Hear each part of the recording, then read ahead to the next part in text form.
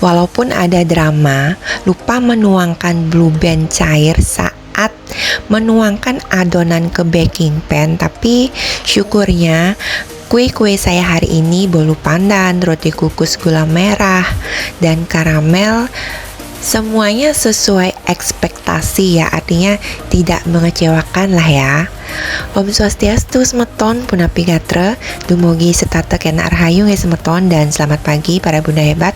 Apa kabar hari ini? Semoga para bunda dan keluarga hari ini selalu tetap dalam keadaan sehat ya bun. Jadi ini saya pulang dari nguli dari sekolah ya bun.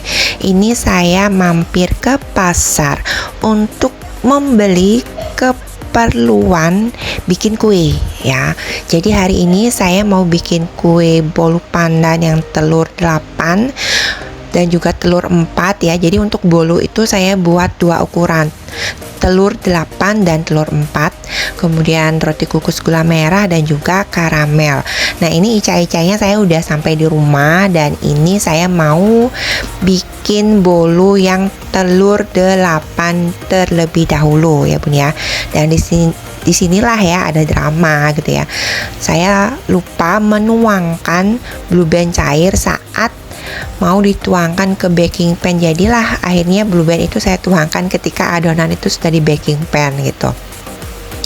Dan kemudian ini lanjut saya bikin adonan untuk roti kukus gula merah ya. Dan inilah akhirnya hasilnya gitu ya, lumayan agak mekrok dikit ya bun ya, tapi nggak apa-apa lah ya, artinya tidak mengecewakan walaupun agak capek, tapi karena hasil kue itu mekrok seperti ini, jadi hati itu jadi senang gitu ya.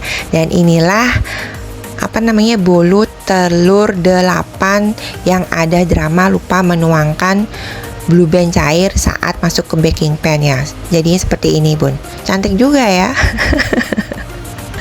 Ya sudahlah.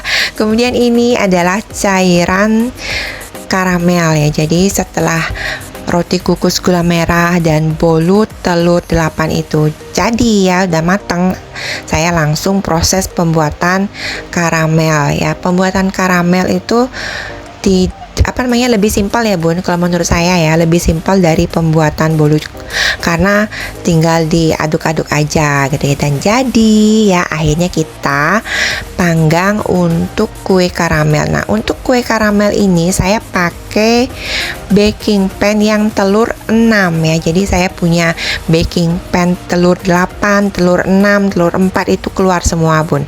Dan ini untuk bolu telur 4 ya. Setelah matang, setelah dingin ya, saya masukkan ke mika karena mau ditaruh di gebogan. Nah untuk semeton Bali mungkin tahu ya, Banten gebogan. Jadi supaya bolu itu cantik ya, jadi dimasukkan ke mika.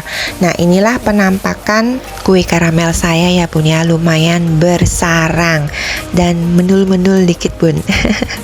Oke deh, maaf videonya agak sedikit kepanjangan. Jadi untuk hari ini saya cukupkan sampai di sini. Terima kasih untuk kalian yang sudah selalu menonton. Sampai jumpa dan matur suksema.